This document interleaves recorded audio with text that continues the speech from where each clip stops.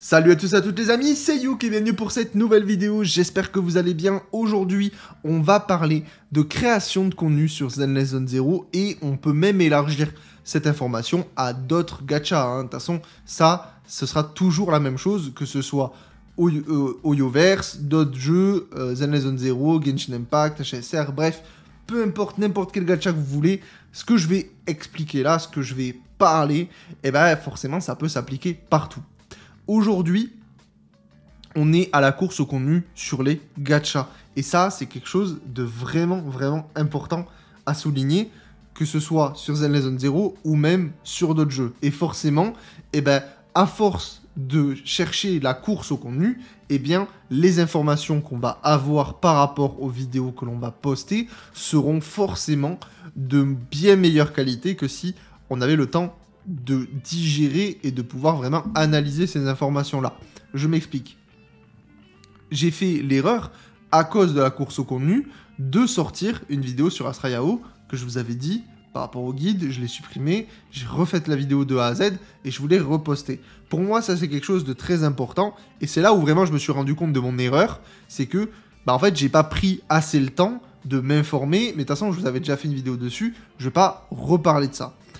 Le truc, c'est que avec ça, ça m'a donné un petit peu une piqûre de rappel pour me dire que la course au contenu, même si le but premier de la course au contenu, c'est de stats. Voilà, je vous le dis, on va parler français dans cette vidéo, ça va être de stats. Le but du créateur de contenu, c'est de vous balancer les informations le premier pour que les vidéos elles pètent et que du coup, il gagne des abonnés, il gagne de l'argent et tout le monde est content. Et vous avez les informations rapidement.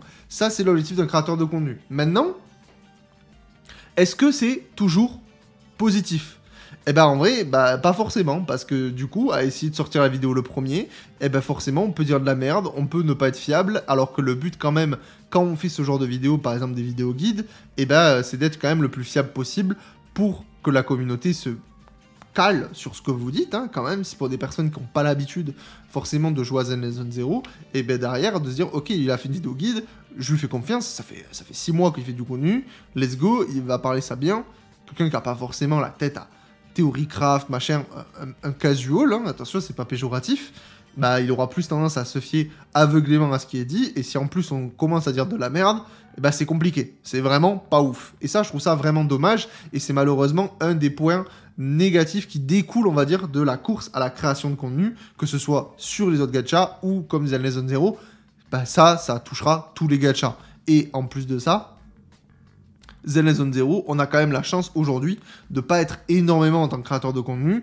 On n'est pas beaucoup, surtout qu'en plus le jeu est très niché en France et on n'est pas trop dans la course de contenu, ça va, c'est pas non plus la folie. Même si, quand même, on va pas se mentir, ça existe, attention, des fois on le fait et c'est comme ça, c'est le jeu aussi d'un côté ou de l'autre. Maintenant, personnellement, moi, je vais vous donner mon avis, ça me gonfle. Moi, je vais arrêter de le faire.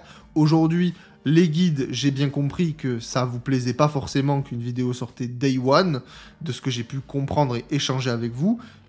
Vous préférez, et ce que je peux complètement comprendre, qu'une vidéo prenne le temps de, on va dire, mûrir, avoir un personnage qui sort, le tester, avoir du feedback, essayer de retranscrire le plus possible mon expérience à travers une vidéo guide, et ça, je trouve ça trop pertinent à faire. Je l'avais fait sur mes autres persos. Astra Yao, c'est la seule que j'ai pas fonctionné comme ça. Et donc, en fait, je vais arrêter de fonctionner comme ça et reprendre comme je faisais au départ sur mes anciens guides, tout ça. Et pour moi, quelqu'un qui j'ai adoré sa vidéo guide, ça a été le youtubeur Derpolo, qui est tout récent sur Zenless Zone Zero, qui en fait de temps en temps. Gros pick up à toi, frérot. Il a fait une vidéo guide Arumasa qui est sortie bien après la sortie du personnage, et elle est très bien la vidéo. Il a pu bien tester le perso, il a pu l'analyser, voir un petit peu comment tout fonctionne, et franchement, c'était parfait. La vidéo est nickel. Alors forcément, on regarde la vidéo, on se dit, ah putain, la vidéo elle est trop bien, et malheureusement, quand vous regardez les stats, ça fait pas beaucoup de stats. Voilà, malheureusement, c'est un peu la dure loi de YouTube, c'est-à-dire que vous n'êtes pas le premier à avoir parlé du guide du perso, votre vidéo, elle va pas marcher.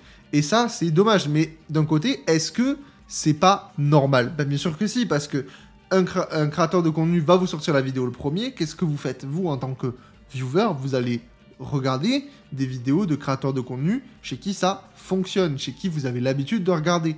Évidemment, si vous avez l'habitude de regarder des gros youtubeurs gacha, ils sortent leur vidéo guide, et ben vous allez voir une vidéo guide de la personne que vous préférez, généralement, et vous n'allez pas aller voir 400 fois une vidéo guide du perso. Il n'y en a pas beaucoup qui le font. Vraiment, il y en a très très peu. Et je sais qu'il y a des personnes qui aiment bien croiser les informations entre les guides, c'est intéressant à faire, mais il y en a beaucoup, ils regardent une vidéo guide, ils n'en regardent plus jamais. Donc une fois que tu as sorti ta vidéo, si tu es le premier à sortir ta vidéo, bah forcément, le mec va voir ta vidéo, et après c'est terminé, il ira plus voir les vidéos des autres, donc forcément, on a tout intérêt à être le premier. Maintenant, est-ce que, personnellement, ça me donne de l'intérêt à sortir la vidéo le premier ? Non. Et honnêtement, ça me gonfle. Je préfère sortir une vidéo où je suis content de moi et je sais ce que je raconte, et je sais pertinemment que je suis dans le bon avec mon feedback, mon retour. Je trouve ça bien plus honnête envers ma communauté, comme ça je vous raconte pas de la merde. Et au pire, si ma vidéo ne marche pas parce que j'ai sorti bien trop tard, est-ce que c'est grave ? En fait, est-ce que c'est grave? Je suis sur YouTube parce que Zenless Zero, je kiffe. Je joue à Zenless Zero parce que je veux partager des choses cool. En dehors des vues, des stats, tout ça, les chiffres, les données, je m'en fous. Moi, le but, c'est de faire des vidéos sur cette chaîne et de vous le partager avec vous et de me faire kiffer. Aujourd'hui, ça fait 6 mois que la chaîne elle a été créée. J'ai 229 vidéos à mon actif. Faites le ratio, c'est plus d'une vidéo par jour. C'est énorme. J'ai un taux de publication de dégénéré mental. Voilà, je le dis, c'est n'importe quoi. N'importe qui dirait, bon frérot, calme-toi sur les vidéos, tu fais trop de vidéos. Et c'est juste que je kiffe le jeu, et ça me fait trop kiffer de poster, et surtout que ça rythme un petit peu mes journées, parce que, bon, pour ceux qui ne savent pas, j'ai un travail en dehors de ça en plus, hein, donc j'ai aussi une vie privée, donc forcément c'est des grosses journées, des journées très très lourdes, et bah moi je kiffe ça parce que ça me permet de vraiment bouger, de me planifier tout ça, à la fin de ma journée, je suis content, j'ai bien travaillé, je me dis, ouais, ok, j'ai sorti ma vidéo, je suis allé bosser, voilà, il n'y a pas de souci, je suis trop content, les retours de la vidéo sont cool, les gens aiment bien ce que je fais, et voilà, c'est parfait, je peux échanger autour du jeu que je kiffe, parce qu'il faut le savoir, Zenless Zero, c'est le jeu auquel je joue le plus de ma vie, depuis un bon moment, je passe mon temps sur Zenless Zero, et vraiment, j'adore ça, j'adore ça.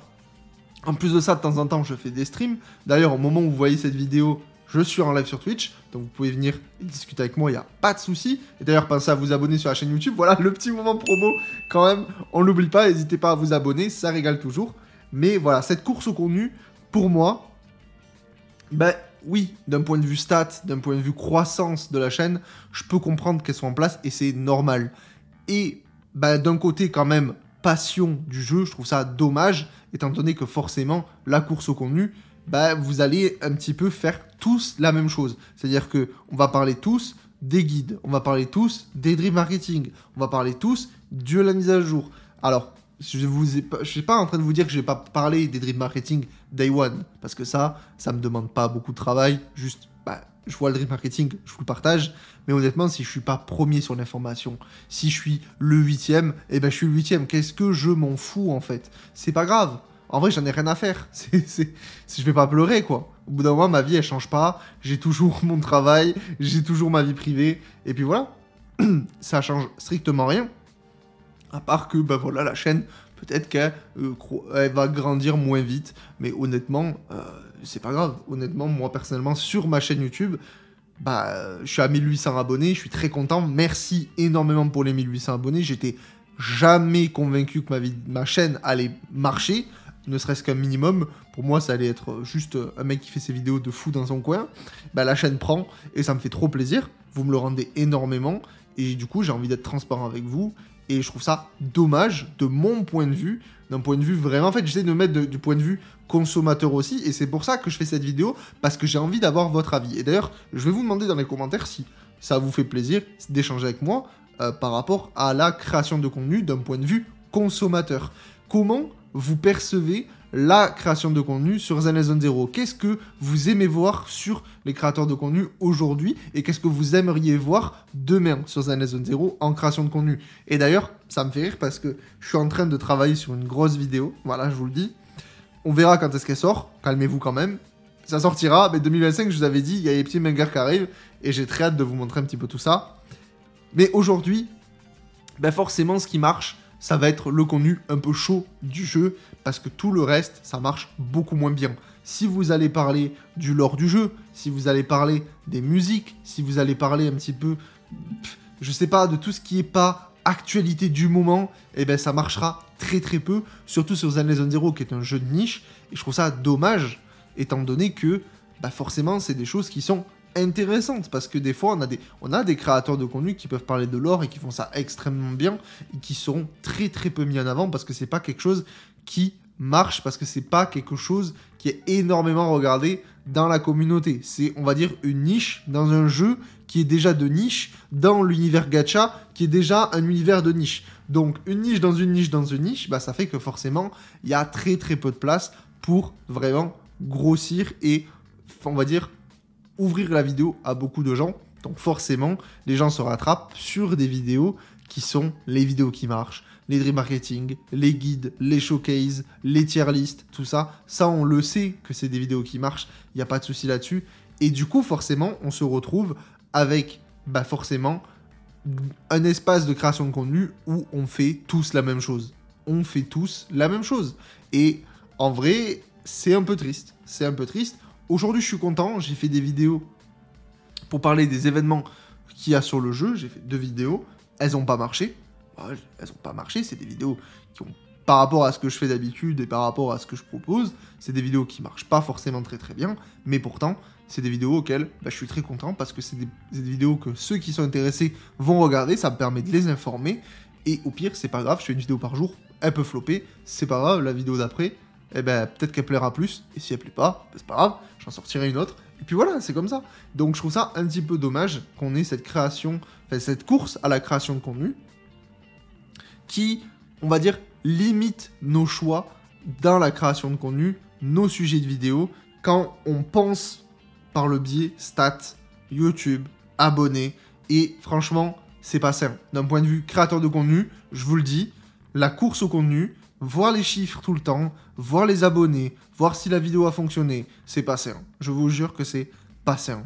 Et c'est terrible parce que YouTube a une mise en place en plus qui te fait bien comprendre quand ta vidéo elle a flop et qui te fait bien comprendre quand ta vidéo elle est banger. Et que tu as tout intérêt, dans la manière dont c'est disposé, de te dire hey, t'as vu cette vidéo qui marche? Tu dois faire la même chose tout le temps. Sauf que si je vous fais la même chose tout le temps, vous allez dire il nous casse les couilles. Et en vrai, vous aurez totalement raison. Et c'est pour ça que je trouve ça horrible que même la plateforme dans laquelle on poste nous force, en fait, entre guillemets, à faire ce qui fonctionne, à faire vraiment le truc tendance de fou, et à faire que ça, mais de notre côté, quand on se met aussi du point de vue de la plateforme, c'est complètement normal, parce que leur but, c'est que vous fassiez des vues, c'est leur plateforme, le but c'est que YouTube, ça fonctionne pour eux, donc ils ont tout intérêt à vous dire, faites ce qui marche, parce que forcément, ça nous rapporte aussi. Donc c'est complètement logique qu'ils ont une démarche comme ça, mais forcément, je vous le dis, d'un point de vue créateur de contenu, pour le mental, c'est pas sain. C'est pas sain, et j'ai vu beaucoup de personnes, et j'ai pu aussi discuter avec des personnes qui vraiment, ça les a bouffés de l'intérieur, cette côté course de contenu, vraiment être les premiers à faire ça, faire tout pour que les vidéos fonctionnent. Et en vrai, je pense qu'il faut qu'on se détache de ça. Le but, c'est de plaire à sa communauté, que la communauté, elle nous dise ce qui nous fasse kiffer, ce qui leur fasse kiffer, et derrière, au créateur de contenu, d'essayer de proposer au maximum ce qu'il est capable de produire. Voilà un petit peu ce que je pense de tout ça. Dites-moi vraiment ce que vous en pensez dans les commentaires. Je sais pas si je suis très clair dans ma manière d'en parler, mais je suis vraiment très curieux d'avoir vos avis par rapport à ça. Le point de vue consommateur est super intéressant. Je consomme pas beaucoup de vidéos gacha en réalité, moi personnellement. Donc, avoir vos retours sur tout ça, je suis trop curieux. C'est quelque chose qui m'intéresse vraiment. Et puis, voilà, je suis pressé de vous lire et d'échanger avec vous dans les commentaires. Et en attendant, on se retrouve demain pour une nouvelle vidéo sur Zenless Zone Zero. Ciao, ciao.